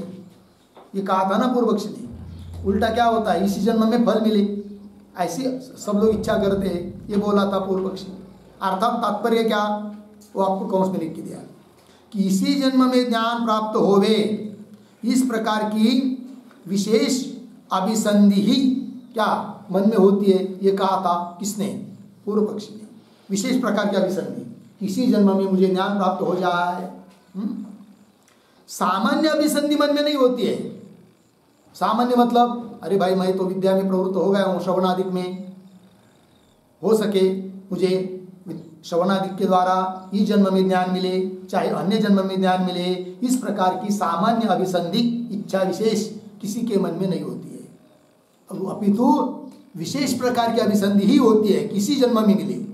ऐसा कहा था किसने, पूर्व पक्षी ने। उसका उत्तर दे रहे न इत्यादि पंक्ति। देखिए भाष्य में, च विद्यायाम, विद्या के संबंध में, अविशेषेण सामान्य रूप से, अभिसंधि इच्छा विशेष न उत्पद्यते, उत्पन्न नहीं होता है, न ऐसी कोई बात नहीं है।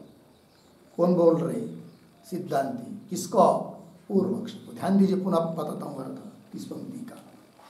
च और विद्यायाम, विद्या के संबंध में, विद्या के बारे में, विद्या के लिए अविशेषेण सामान्य रूप से, अभिसंधि इच्छा विशेष उत्पन्न न उत्पद्यते, उत्पन्न नहीं होती है।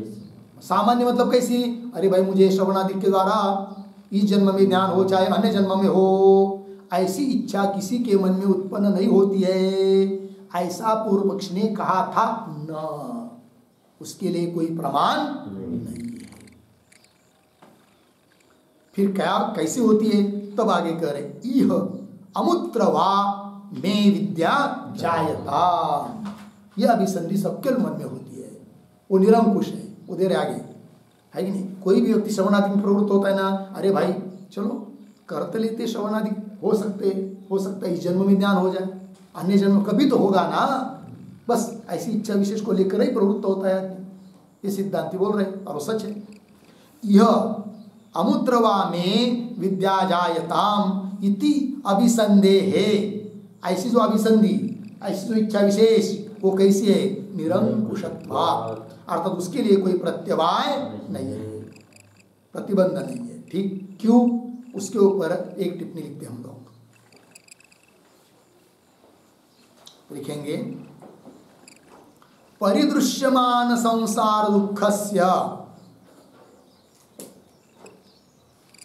परिदृश्यमान संसार दुःखस्य अनेक जन्म अनुयायित्वम, अनेक जन्म अनुयायित्वम अवगच्छतः, अवगच्छतः यदा कदाचित्, यदा कदाचित् अनर्थ निवृत्ति ही स्यात्,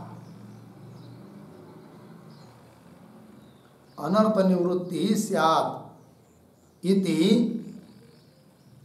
इति साधन सामर्थ्यानुसारेण, साधन सामर्थ्यानुसारेण अभिसंधि, अभिसंधि कौंस में लिखिए इच्छा विशेष, कौंस बंद, आगे संभवती इति। ठीक है, देखिए भाई अर्थ। पूर्व पक्ष ने कहा था कि सामान्य अभिसंधि, सामान्य इच्छा विशेष नहीं हो सकती है, विशेष ही होती है, इसी जन्म में मुझे ज्ञान प्राप्त हो जाए। किंतु खंडन कर रहे सिद्धांति उसका कि सामान्य रूप से ही अभिसंधि होती है। क्यों, कैसे दे रहे, परिदृश्यमान संसार दुःखस्य, साक्षात दिखाई दे रहा है कौन, संसार दुख। तो संसार दुःखस्य, वो कैसा है, वो संसार दुख एक जन्म का नहीं, अनेक जन्म अनुयायित्व, अनेक जन्मों से उसका संबंध हमारे साथ है। अनुयायित्वम अवगच्छत, जानतः पुरुषस्य, जानने वाले पुरुष के लिए क्या क्या उत्पन्न होती इच्छा कि यदा कदाचित, अनर्थान निवृत्ति से, जब कभी क्यों न हो हमारा दुख, हमारा अनर्थ, संसार निवृत्त होना चाहिए। चाहे इस जन्म में हो मोक्ष मिले, चाहे अन्य जन्म में। अनर्थ निवृत्त इस जन्म में हो चाहे अन्य जन्म में, किंतु होना चाहिए, ये चाहता है। यदा कदाचित अनर्थ निवृत्ति स्यात् इति साधन सामर्थ्यानुसारेण, अपने अपने साधन सामर्थ्य के अनुसार उस पुरुष में उस प्रकार की अभिसंधि उत्पन्न होती है। कोई बहुत बड़ा साधन कर रहा है, सब कुछ छोड़कर संन्यास लेकर जंगल में जाकर बैठा है, उसको तो लगता है भाई आप भी इसी क्षण में ज्ञान हो जाए, मोक्ष मिल जाए। और कोई कहता है नहीं नहीं भाई हम 10 माला जब करते रोज नियम से करते, बाकी के काल में संसार करते, किंतु चल लेने दो, छोटा छोटा क्यों ना हो, थोड़ा थोड़ा कर रहे हैं 10 माला, कभी तो होगा, इस जन्म में होगा, नहीं तो अन्य जन्म में होगा। अपने अपने साधन सामर्थ्य के अनुसार अभिसंधि इच्छा विशेष होता है। लग गया। अतः पूर्व पक्ष ने कहा था कि इसी जन्म की में ज्ञान हो जाए, इस इच्छा से यदि आदमी प्रवृत्त हुआ है तो इसी जन्म में ज्ञान होना चाहिए। किंतु उसको उत्तर दिया कि ऐसी कोई जरूरत नहीं है कि यही इच्छा से सब लोग प्रवृत्त हुए, अपितु सबकी इच्छा ये होती है अपने साधन सामग्री के अनुसार कि मुझे ज्ञान प्राप्त हो, भले इस जन्म में हो चाहे अन्य जन्म में हो, लेकिन हो, इतनी अभिलाषा होती है। अतः हो सकता है श्रवणादिक का फल विद्या इस जन्म में मिल सकती है, प्रतिबंध नहीं हो तो इस जन्म में, प्रतिबंध हो तो अन्य जन्म में। ये उत्तर दिया। चलिए आगे। अभिसंधि निरंकुशत्वात् होगा इतना। आगे श्रवणादि द्वारेण अपि विद्या उत्पद्यमाना प्रतिबंधक्षयापेक्षया एव उत्पद्यते। ठीक, शब्दों का थोड़ा अन्वय। श्रवणादि द्वारेण अपि, एक शब्द छोड़कर, उत्पद्यमाना पीछे विद्या, आगे प्रतिबंध, आगे सरल है। क्या कर रहे हैं? तो ये जो पंक्ति है श्रवणादि द्वारेण, उसके भी पूर्व में एक वाक्य लिखते हैं, छोटा सा उत्तर है। यच्च उत्तम, यच्च उत्तम श्रवणादीनाम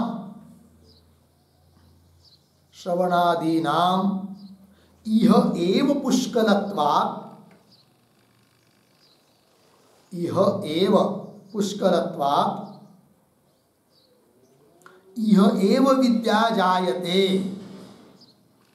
इह एव विद्या जायते इति अविग्रह तत्र आह श्रवणादि इति। ठीक है, देखो भाई जो बात पूर्व पक्ष ने कही है, यच्च उक्तम, क्या श्रवणादि नाम यह एव पुष्कलत्वात्, श्रवणादि इसी जन्म में पुष्कल बहुत प्रमाण में उसका अनुष्ठान किया है तो यह एव विद्या जायते, यही पर विद्या उत्पन्न होती है, ऐसा कहा था।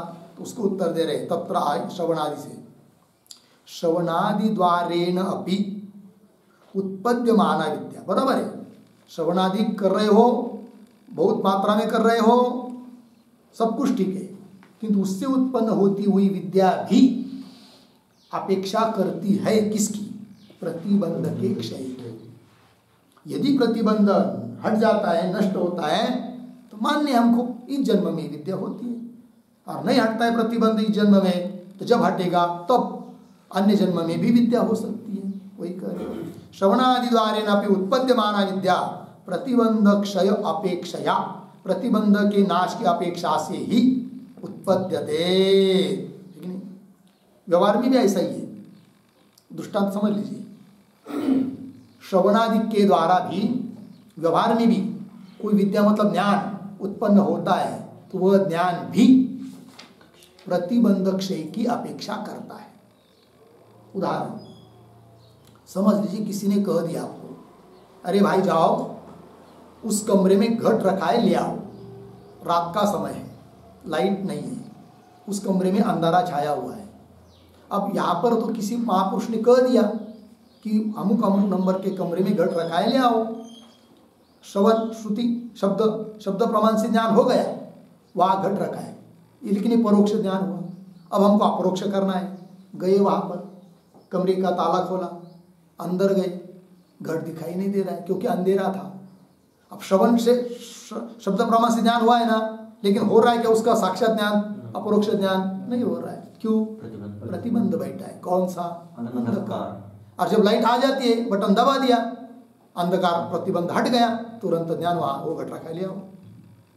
लेकिन तात्पर्य श्रवण आदि के द्वारा भी विद्या तो उत्पन्न होती है, किंतु वह विद्या प्रतिबंध के नाश की अपेक्षा करती है। उसी प्रकार यहाँ पर भी है, ब्रह्म ज्ञान तो होगा किंतु प्रतिबंध रहेगा तब नहीं होगा, प्रतिबंध हटने पर ही होगा। ठीक, आइए आगे। तथा च श्रुति ही दुर्बोधत्वम आत्मनः दर्शयति। थोड़ा अन्वय। तथा च श्रुति ही आत्मनः दुर्बोधत्वम ऐसा दर्शयति। आगे सर होगा इतना। और ये जो पंक्ति है ना, तथा च, तथा के पहले एक वाक्य छोटा सा अवतरण। प्रतिबंधक सद्भावे, प्रतिबंधक सद्भावे श्रौतम स्मार्तम च, श्रौतम स्मार्तम च लिंगम आह, लिंगम आह तथा च इति। ठीक है, देखो भाई, प्रतिबंधक सद्भावे, प्रतिबंधक होता है, इस बात के लिए श्रुति का और स्मृति का प्रमाण दे रहे, लिंग दे रहे, श्रुति स्मृति का चिन्ह बता रहे, तथा च इत्यादि पंक्ति से। अर्थात श्रुति स्मृति के आधार पर भी इस बात की सिद्धि हो जाती है कि प्रतिबंध होता है। कैसे? देखो फिर, श्रवण है ना, तथा च श्रुति आत्मन दुर्बोधत्वं दर्शयति। कौन श्रुति है? श्रवणाय अपि बहुभिः यो न लभ्यः शृण्वन्तः अपि बहवः यं न विद्युः आश्चर्यस्य वक्ता कुशलस्य लब्धा आश्चर्य ज्ञाता कुशलानुशिष्टः इति। ठीक है, देखो भाई, कठोपनिषद का मंत्र है भाई। तो यह मतलब परमात्मा, आत्मा, यह शब्द आया है ना, श्रवणाय अपि बहुभिः, यह मतलब आत्मा। ऐसा है कि अनेक लोगों को श्रवण करने को भी उसका मिलता नहीं है, और बहुत लोगों ने सुनने के बाद भी बहवः यं न विद्युः, सब लोग उसको नहीं जान पाते हैं। क्यों? अस्य वक्ता आश्चर्य, आश्चर्य मतलब अद्भुत, कोई एक ही होता है कि नहीं। और अस्य लब्धा कुशल, उसको प्राप्त करने वाला भी बहुत होशियार होना चाहिए, तभी होता है, वो भी बहुत दुर्लभ है। और आश्चर्य ज्ञाता कुशलानुशिष्ट, कुशल व्यक्ति के द्वारा, आचार्य के द्वारा उपदेश किया हुआ भी यह परमात्मा जानने वाला बहुत आश्चर्याद्भुत कोई एक ही होता है। अर्थात दुर्लभत्व बता दिया। अर्थात प्रतिबंध रहता है तभी तो ज्ञान नहीं हो पाता है ना।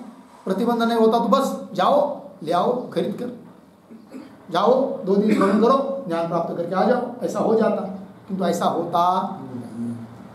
ये जो श्रुति है यम न विद्युः इत्यादि आया ना बीच में, उसके आधार पर थोड़ा अर्थ लिख लेते हैं, भाव लिख लेते हैं श्रुति का, तो लिखेंगे उद्धरण चिन्ह में, शृण्वन्तः अपि न विद्युः,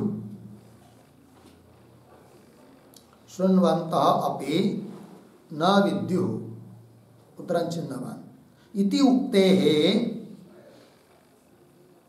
उक्तेः प्रतिबंध सिद्धि, प्रतिबंध सिद्धि, पूर्ण विराम। आगे, आत्मनः यथावत् वक्ता अपि, आत्मनः यथावत् वक्ता अपि आश्चर्य प्रतीक है, आश्चर्य बराबर अद्भुतवत्,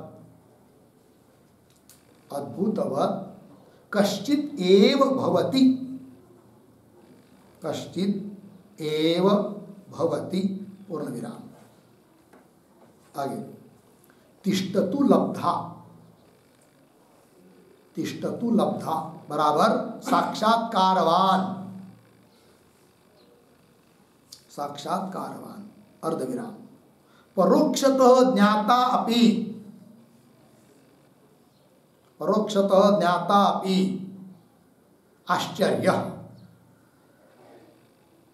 आश्चर्य अर्धविराम। आगे कुशलानुशिष्ट प्रतीक, कुशलानुशिष्ट बराबर कुशलेन आचार्येण, कुशलेन आचार्येण अनुशिष्ट, अनुशिष्ट बराबर उपदिष्ट अपि इत्यर्थः, उपदिष्ट अपि इत्यर्थः। ठीक, देखो भाई अर्थ तो श्रुति कर रही है सुनवंता अपि न विद्यु, बहुत सारे लोग सुनते तो भी नहीं जानते।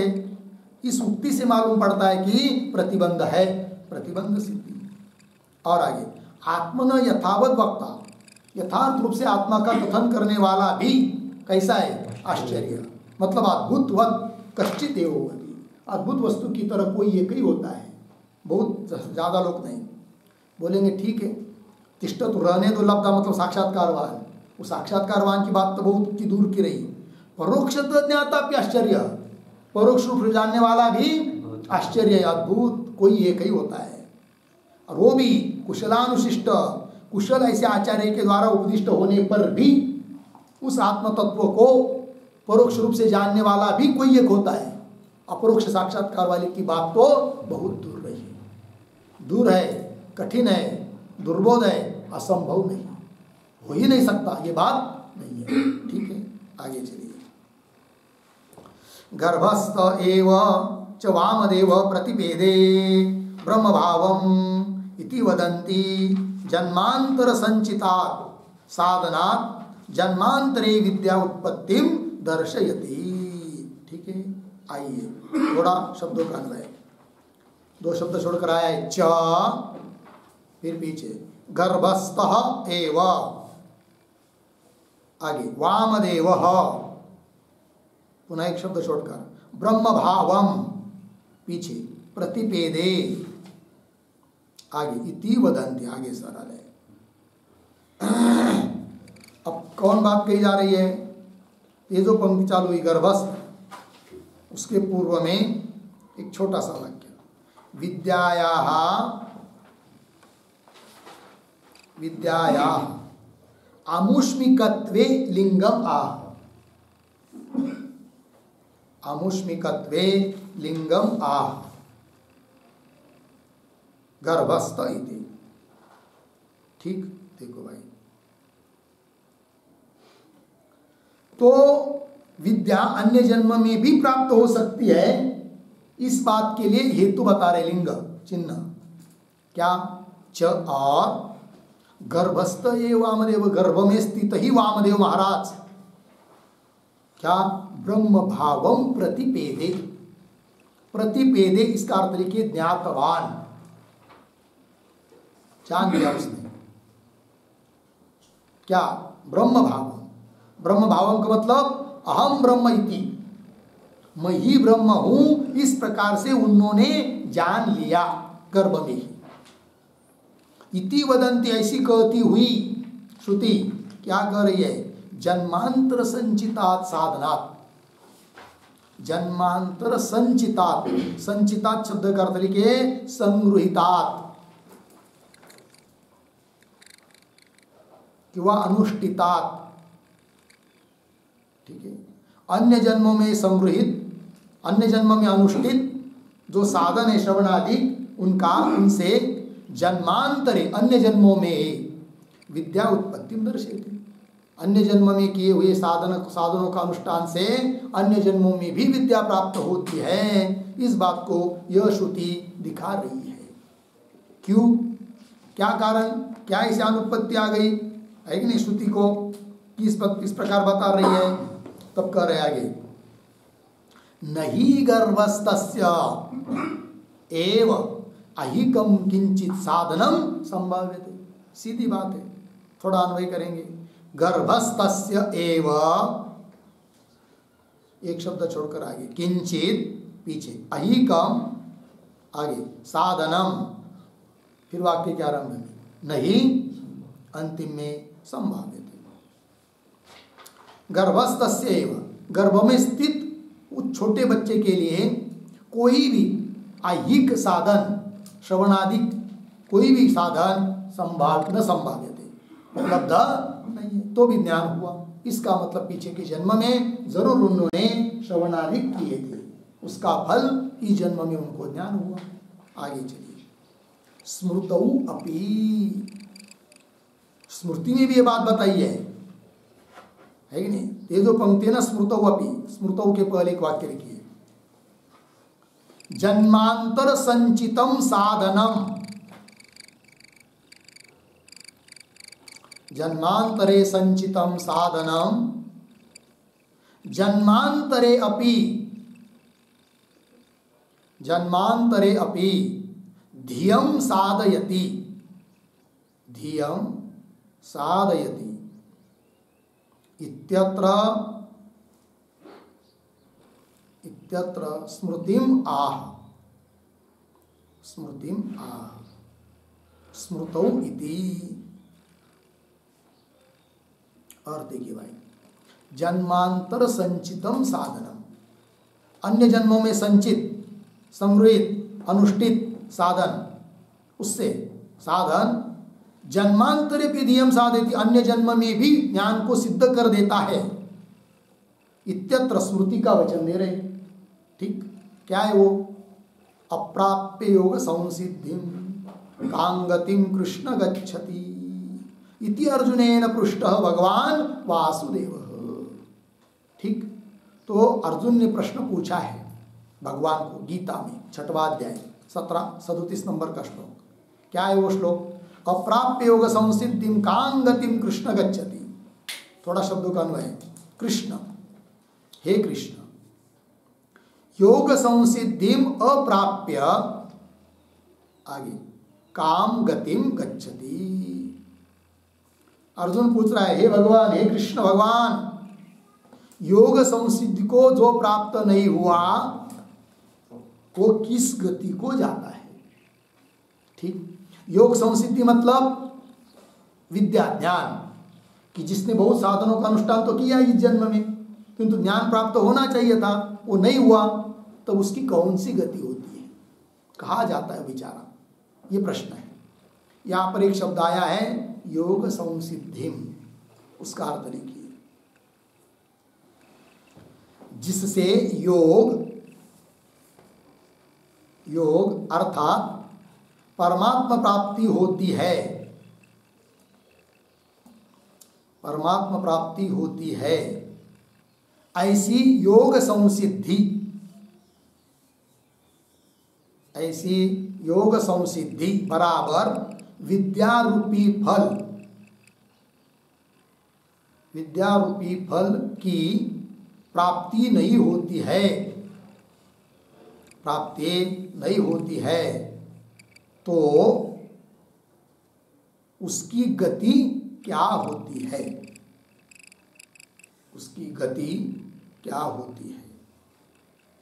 ठीक, आइए भाई, ये अर्जुन का प्रश्न है कि जिससे योग अर्थात परमात्मा की प्राप्ति होती है, ऐसी जो योग संसिद्धि अर्थात विद्यारूपी फल जिसको प्राप्त नहीं होता है, उसकी गति क्या है? इति अर्जुनेन पृष्टः भगवान वासुदेव, उत्तर देते हैं भगवान वासुदेव, भगवान श्री कृष्ण, क्या? नई कल्याण कृत कष्टित दुर्गतिम तात गच्छति इति उक्त्वा, ये उत्तर दिया। और भी आगे कह रहे हैं, पहले इतने को देखिए, इसका अन्वय, तात, हे तात, पीछे कश्चित, पीछे कल्याण कृत, आगे दुर्गतिम, पीछे नहीं, अंतिम में गच्छति। भगवान करे अर्जुन को, हे तात, हे अर्जुन, हे बाबा, क्या? कश्चित, कोई भी, कल्याण कृत, कल्याण मार्ग पर यदि चल रहा है तो उसकी दुर्गति कभी भी नहीं होती है।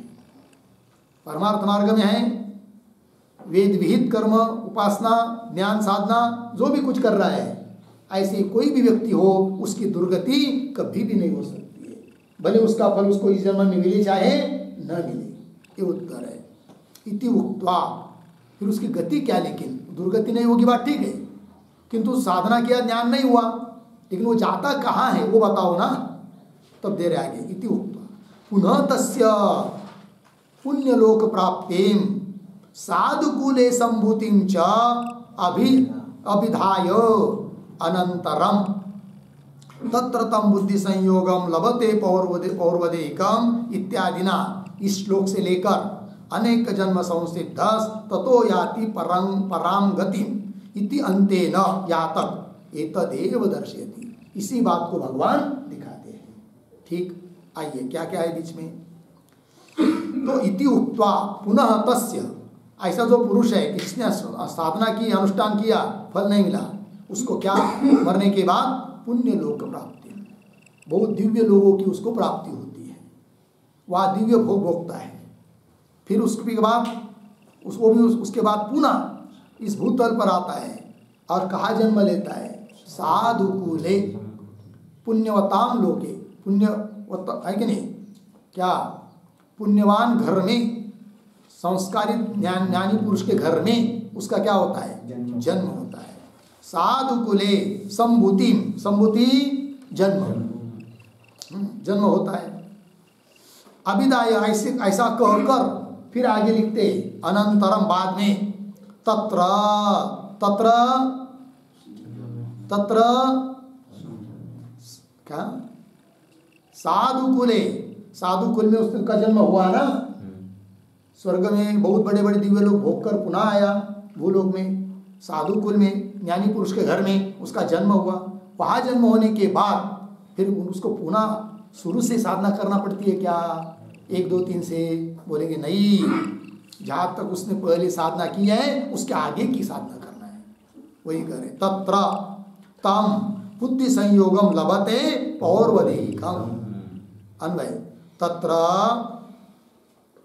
पौर्वदेहिकम तम बुद्धि संयोगम लभते, तत्र उस साधुकुल में जन्म लिया, वहां पर पौर्वदेहिकम मतलब पूर्व देह का, पीछे के जन्म का, तम बुद्धि संयोगम उसी बुद्धि संयोग को अर्थात उसी ज्ञान संयोग को लभते प्राप्त करता है। लग गया है कि नहीं, बहुत जल्दी जल्दी पंक्ति लगती है, स्मरण भी अच्छा होता है, याद होता है, तो जरूर समझना चाहिए पिछले के जन्म में कुछ तो अध्ययन किया है कि नहीं, किंतु ज्ञान नहीं हो पाया, पुनः जन्म लेना पड़ा। अब पुनः ज्ञान प्राप्त करने के लिए प्रयास करो, नहीं होगा तो पुनः जन्म लेना पड़ेगा। चलिए फिर इत्यादिना, वहां से लेकर अनेक जन्म संसिद्ध ततो याति परांगति, ये भगवान ने कहा है, इसका भी थोड़ा अन्वय, अनेक जन्म संसिद्ध ततः पराम गतिम याति, यह एक शब्द आया, अनेक जन्म संसिद्ध, मतलब क्या, संसिद्ध शब्द का अर्थ लिखे प्राप्त सिद्धि।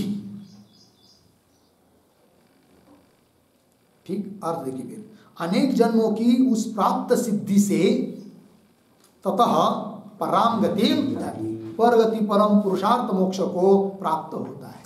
इति अंतेन, यहाँ तक ग्रंथ भाग से अंतेन एतदेव दर्शयति, कह दर्शयति, हाँ यहाँ पर भगवान वासुदेव दर्शयति, इसी बात को दिखाता है। इसी बात को मतलब कौन सी बात को, कि एक बार साधना किया तो उसका फल हो सकता है अन्य जन्म में भी मिल सकता है। जन्म जन्मांतरे विद्या उत्पत्ति, हाँ अन्य जन्म में भी विद्या उत्पत्ति होती है, इस बात को भगवान इन सभी वचनों से दिखा रहे हैं। ठीक, चलिए आगे। तस्मात् ऐहिकम अमुष्मिकम वा विद्या जन्म प्रतिबंध क्षयापेक्षया इति स्थितम। ठीक, शब्दों का थोड़ा अन्वय, तस्मात् ऐहिकम अमुष्मिकम वा, एक शब्द छोड़कर, प्रतिबंध क्षयापेक्षया, पीछे विद्या जन्म, आगे अंतिम में इति स्थितम।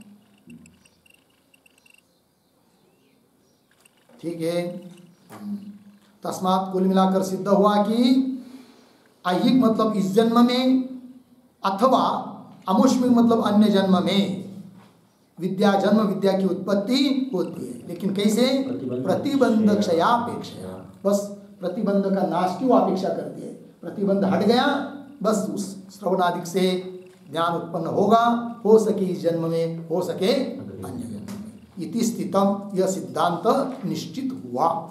ठीक है, इसके साथ साथ इस 51 नंबर के सूत्र का भाष्य पूरा हुआ और यह 16 नंबर का अधिकरण भी पूरा हुआ। आगे का विचार हम लोग कल करेंगे। ओम